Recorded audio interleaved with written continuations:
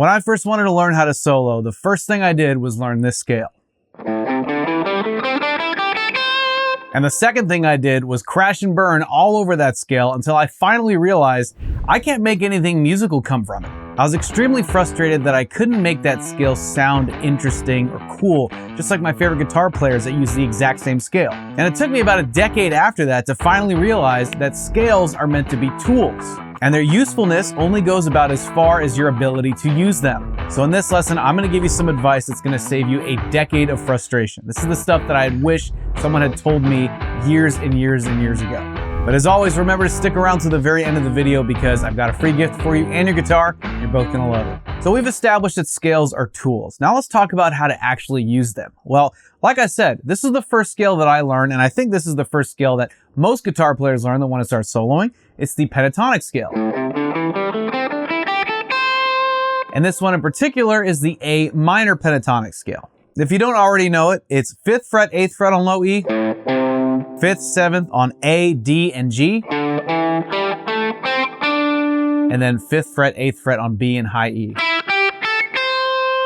So typically when a guitar player learns a scale like this, myself included, we just kind of walk it up and down.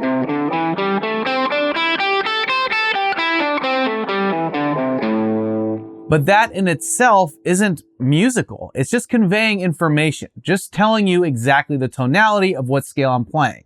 So it's information, it's not really music. So if we want to make a scale like this musical, the first thing we got to do is identify where the root notes are. Now, in this particular A minor pentatonic pattern, there are 3 root notes. The first one is right here on the 5th fret of low E. And then the second one, it's on a middle octave. It's here on the 7th fret of the D string. And then the higher octave is on the 5th fret of the high E string. So we have 3 A notes. A, in 3 different octaves. Now, A being the root note or the tonic, you can consider that the most important note because it's what essentially signifies what tonality this whole scale is about. So the first thing we got to do is learn how to make these root notes feel good. How can we make them musical? Just the root notes. What I'm going to do next is throw on a metronome and I'm just going to play those root notes and give them some rhythm. Just kind of see what it sounds like.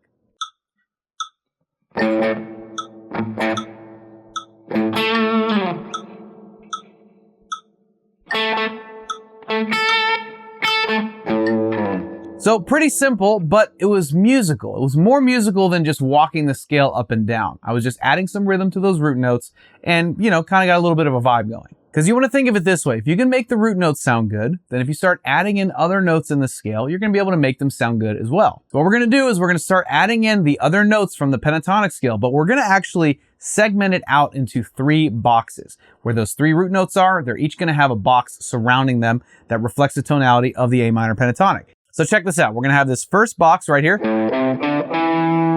So the first 4 notes of that scale pattern, 5th fret, 8th fret on low E, 5th fret, 7th fret on A, and our root notes right here. So that's our first box. The second box is right here in the middle. It's the 5th and 7th frets of the D and G strings. And we have our root note right here. And then finally, the upper octave box, we have 5-8, 5-8 on B and high E. And then our root note right here.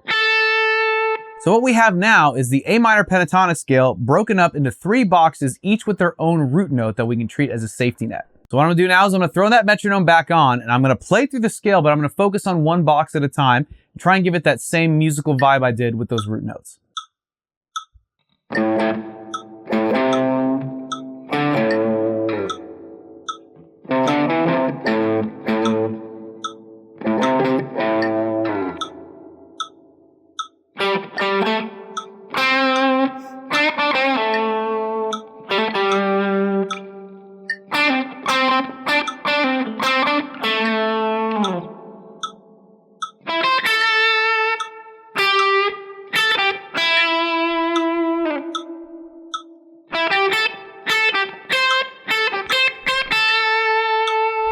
What's great about that metronome is instead of focusing on just playing on the click, I was just trying to use it as like a drum loop. Just kind of inspire a rhythm and playing around it and making sure I'm staying in time. But in a way, that metronome kind of forced me to stay in the pocket and just really milk those notes and get actual use out of them. And just by breaking them up into those 3 chunks, those 3 boxes, each with their own root note that we can use as kind of a home base, with each moment that we're spending within those boxes, we're able to play something a lot more musical and a lot more deliberate than just walking the scale up and down. I'm telling you, it's really that simple to get use out of a scale by just attacking it one chunk at a time, focusing on the root notes in the beginning, and then just graduating into using those other notes so that you can play something that you're happy with, that actually feels good. And with how simple this whole approach is, it makes it all the more frustrating that it took me 10 years to figure it out. But anyway, I digress. My whole purpose here is to save you that same frustration and show you exactly what you need to make the pentatonic scale actually fun and actually useful. By the way, if you're getting value out of this lesson, do me a favor, hit that like button and consider subscribing to our YouTube channel. This is a quick and easy way to let us know that you want to see more lessons just like this one. So I thank you in advance, and let's get right back to it. Now, once you've spent some time with this approach and you've kind of built up a habit to where you're no longer just walking up and down the scale, you're actually going through it one box at a time and making it work and making it feel good. What you're going to want to do in addition to that is have 3 tempos to set your metronome to practice this with. This is going to get you comfortable using the scale at different speeds. I recommend you use these 3 tempos: 60, 76, and 100 beats per minute. Those 3 tempos will cover a lot of ground. Let me show you.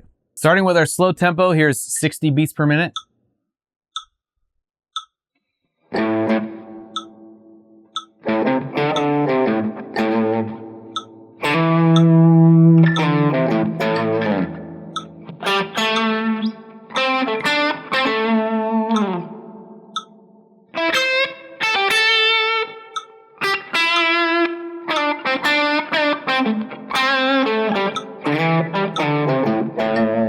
Moving on to our medium tempo, here is 76 beats per minute.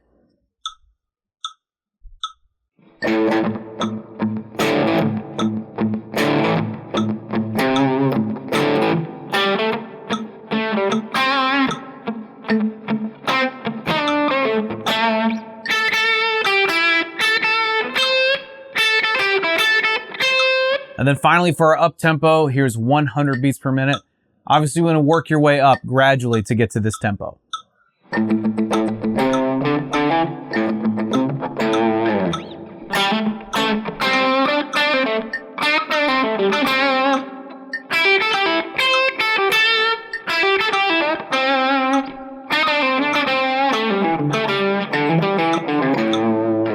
So just by taking this approach of attacking the scale one chunk at a time, each with a root note contained within, making those notes feel good, and then eventually just bringing it all together. And I guarantee you, if you're able to make notes feel good with just a metronome, imagine how great they're gonna feel when you're throwing it over a backing track, or if you're jamming with a buddy, or even going to a local jam.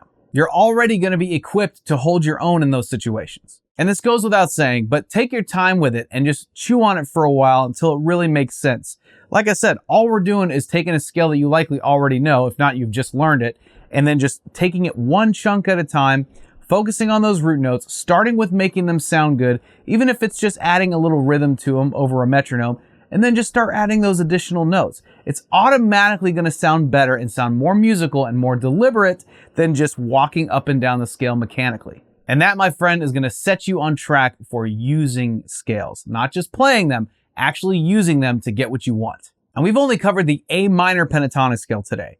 Imagine being able to take what you've learned and apply it to any key. Well, it just so happens that what I'm about to give you is the exact thing that's going to show you how to do that in record time. And here it is right here. This is the most comprehensive lesson on the internet on how to instantly solo in any key. Within minutes, you're going to be able to find any key on your fretboard, play the same scale pattern that we've just went over today, and instantly start soloing. It's amazing, I'm super proud of it, and it's yours absolutely free. Just be sure to click here to claim your copy, or check the link in the description box. There's a big difference between knowing a scale and knowing how to use a scale. And after today, what you've learned is actually going to apply to any scale that you learn from now on.